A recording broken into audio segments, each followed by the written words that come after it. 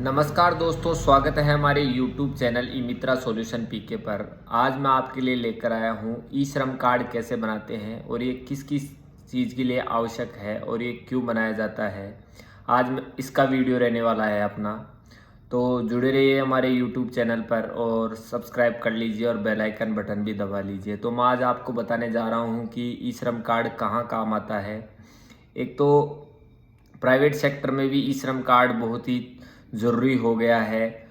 दूसरी बात, आंगनवाड़ी केंद्रों पर भी ई श्रम कार्ड का बहुत ही आवश्यक है, इसलिए ई श्रम कार्ड होना ज़रूरी है महिलाओं के लिए भी। तीसरी बात, सरकारी नौकरी, अर्ध सरकारी नौकरी आदि नौकरियों में भी ई श्रम कार्ड को लागू कर दिया गया है। तो ई श्रम कार्ड को कैसे अप्लाई किया जाता है, आज इसका वीडियो रहने वाला है। तो आप जुड़े रहिए हमारे यूट्यूब चैनल पर। आइए मैं आपको दिखाता हूं कि ई श्रम कार्ड कैसे बना जाता है। सर्वप्रथम अपन चलते हैं गूगल पर। गूगल पर चलने के लिए आपके पास पीसी, लैपटॉप ये चीज़ें होना आवश्यक है। इसके लिए आपको सर्वप्रथम गूगल पे जाना है। गूगल खोलने के बाद आपको लिखना है ई श्रम। ई श्रम लिखने के बाद आपको ई श्रम का मेन पोर्टल खुल जाएगा। ई श्रम होम पर दबाने के बाद आपको आगे चलना है। इसके ऊपर मेन साइट आ जाएगी ई श्रम कार्ड की। जो मेन साइट है इसके राइट साइड में है रजिस्ट्रेशन ई श्रम। इसके अंदर आपको सेल्फ रजिस्ट्रेशन करना है। सेल्फ रजिस्ट्रेशन करने के लिए आपको इसका होम डैशबोर्ड ऑलरेडी रजिस्टर्ड, इसकी सब सर्विसेज यहाँ पर आपको मिलेंगी। इसके लिए आपको एंटर मोबाइल नंबर, जो कैंडिडेट के आधार से लिंक मोबाइल नंबर है वो यहाँ पर आपको टाइप करने हैं। टाइप करने के बाद आपको यहाँ पर उसका कैप्चर डालना है। आपको ये चीज़ कंफर्म कर लेनी है कि कैंडिडेट के मोबाइल नंबर, यदि कोई मोबाइल नंबर बंद है तो आप बंद मोबाइल नंबर भी यहाँ पे डाल सकते हैं। ये नहीं है कि आप आधार कार्ड में रजिस्टर्ड मोबाइल नंबर यहाँ पे डालें। इसके बाद आपको इसके अंदर जो एम्प्लॉय प्रोवाइड ये चीज़ चेक कर लेनी है, ये तो यस करें, नहीं नो कर दें। अब आपके पास एक OTP आएगा। ये OTP यहाँ पर आपको एंटर करना है। एंटर करने के बाद आपको यहाँ पर सबमिट करना है। सबमिट करने के बाद आपके पास आधार नंबर मांगेगा। जिस कैंडिडेट का आप ई श्रम कार्ड बना रहे हैं उसका आपके पास आधार कार्ड होना ज़रूरी है।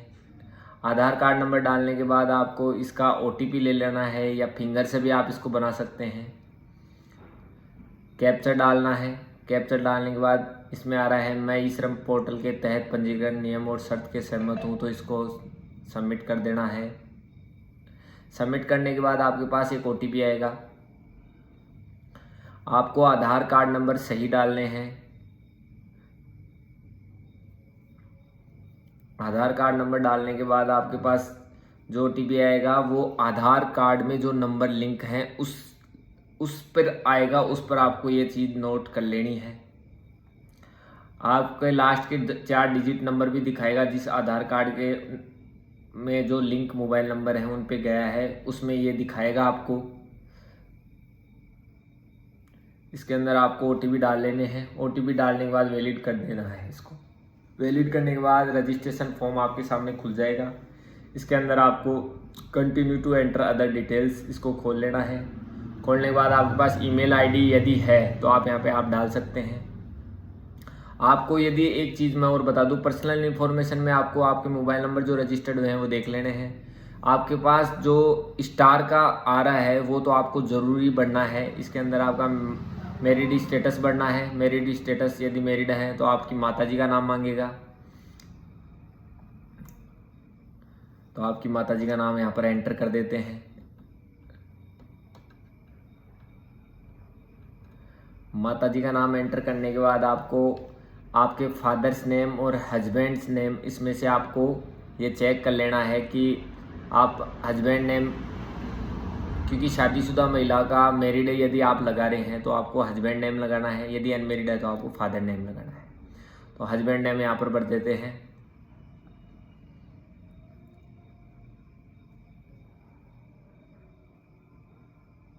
हस्बैंड नेम भरने के बाद आपको सोशल कैटेगरी, आपकी जो भी कैटेगरी है, SC ST OBC जनरल जो भी है आप यहाँ पे भर सकते हैं। इसके बाद सोशल कैटेगरी का सर्टिफिकेट आप लगा सकते हैं। ब्लड ग्रुप आपका जो भी हो, इनमें से कोई भी एक ब्लड ग्रुप आप लगा सकते हैं, यदि आपका जो है वो लगा सकते हैं। इसके बाद आपको आगे चलना है डिफरेंटल एबल्ड नो। अब आपको नॉमिनी की डिटेल भरनी है। यदि आप अनमेरिड हैं तो आप अपने फादर की डिटेल भर सकते हैं, ब्रदर की डिटेल भर सकते हैं। यदि मैरिड हैं तो आप अपने पति की डिटेल भर सकते हैं, और यदि आप पुरुष हैं तो आपकी पत्नी की डिटेल भर सकते हैं या अपने बच्चों की डिटेल भर सकते हैं यहाँ पर। तो इसमें आप हस्बैंड की डिटेल डाल सकते हैं। डालने के बाद आपको उसकी डेट ऑफ बर्थ यहाँ पर फिल कर देनी है। डेट ऑफ बर्थ फिल करने के बाद आपको जो जेंडर है, मेल फीमेल, ये आपको यहाँ पर कर देना है। रिलेशन आपको बता देना है कि क्या रिलेशन है, जो मैंने बताया था कि पति हस्बैंड जो भी है आप यहाँ पे कर सकते हैं। अब आपको नॉमिनी का एड्रेस यहाँ पर टाइप कर देना है। नॉमिनी का जो भी आपका एड्रेस है परमानेंट, वो यहाँ पर आपको टाइप कर लेना है।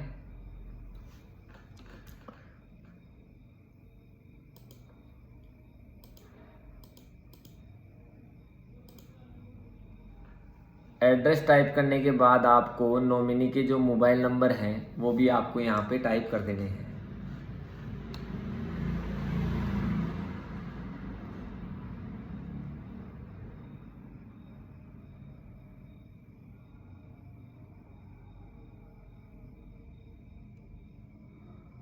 नॉमिनी का मोबाइल नंबर भी आपको एकदम सही और तरीके से भर देना है।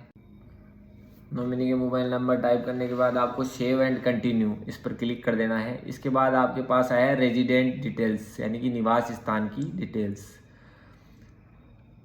इसके बाद में आपको ज़िला सेलेक्ट कर लेना है। राजस्थान के बाद में आपके पास करंट एड्रेस आप अर्बन क्षेत्र से हैं, रूरल क्षेत्र से, आपको ये सिलेक्ट कर लेना है। सिलेक्ट करने के बाद आपको यहाँ पे आप जो भी आपका एड्रेस है करंट का, वो यहाँ पर आप डाल सकते हैं।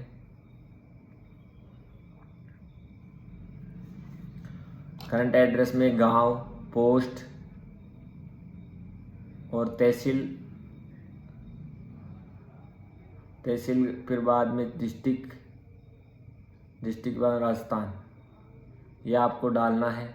इसके अंदर डिस्ट्रिक्ट सेलेक्ट कर लेना है, तहसील सेलेक्ट कर लेनी है आपको। तहसील सेलेक्ट करने के बाद आपको इसका गांव सेलेक्ट कर लेना है। गांव सेलेक्ट करने के बाद आपको इसके पिन कोड नंबर डाल देने हैं।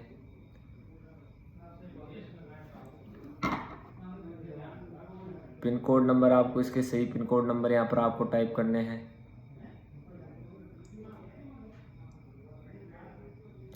अब आपको स्टेइंग इन करंट लोकेशन, आप कितने साल से यहाँ पर रह रहे हैं, तो आपको ये डाल देनी है। 1 साल, 2 साल, 3 साल, जो भी आपकी है। परमानेंट एड्रेस में भी आपको यही अर्बन और रूरल, यदि सेम एड्रेस है तो आप ऊपर वाला एड्रेस यहाँ पे टाइप कर सकते हैं। यदि अलग है आपका एड्रेस तो आप अलग टाइप कर सकते हैं। यदि सेम ही है तो दोनों को आप कॉपी कर सकते हैं। यहाँ पर कॉपी करके आपको राजस्थान के बाद में वही सिक्कर और तहसील खंडेला जो भी है आपकी, यहाँ पे टाइप करने के बाद आप सेव एंड कंटिन्यू कर सकते हैं।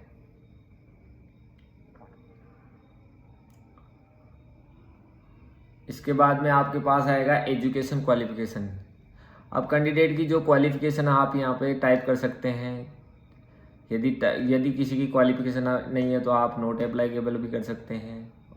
अब इसके बाद इसमें एजुकेशन सर्टिफिकेट है तो आप लगा सकते हैं। मंथली इनकम है तो आप इसके अंदर लगा सकते हैं।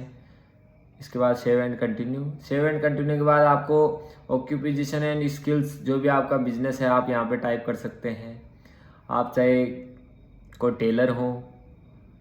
टेलर है तो आप टेलर भर सकते हैं, चाहे आप नाई हो, कोई भी आपका जो भी बिजनेस हो आप उसके लिए।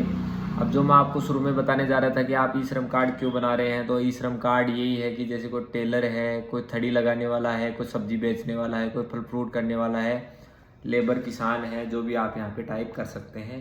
इसके बाद आपको इसका जो भी आपको एक्सपीरियंस है वो भर सकते हैं। इसके बाद ऑक्यूपेशन सर्टिफिकेट के अंदर आप सेकंड ऑक्यूपेशन भी आप ले सकते हैं यदि आपके पास हो तो।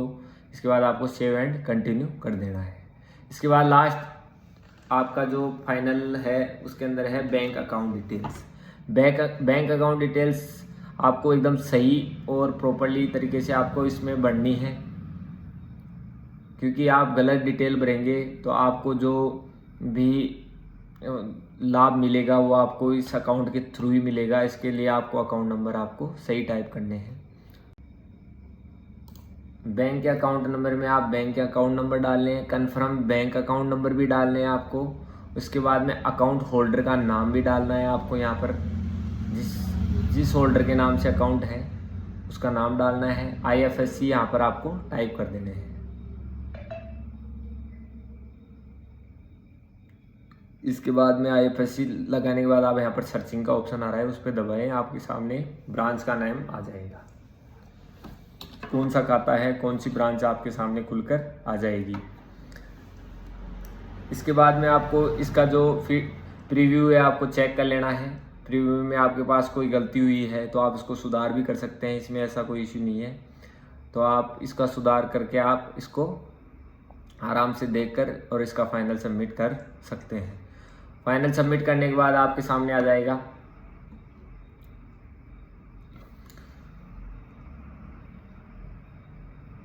आई डिक्लेरेशन। ये आपके सामने ई श्रम कार्ड जनरेट होकर आ गया है। ई श्रम कार्ड जनरेट होने के बाद आप इसको डाउनलोड भी कर सकते हैं। डाउनलोड करने के लिए आपको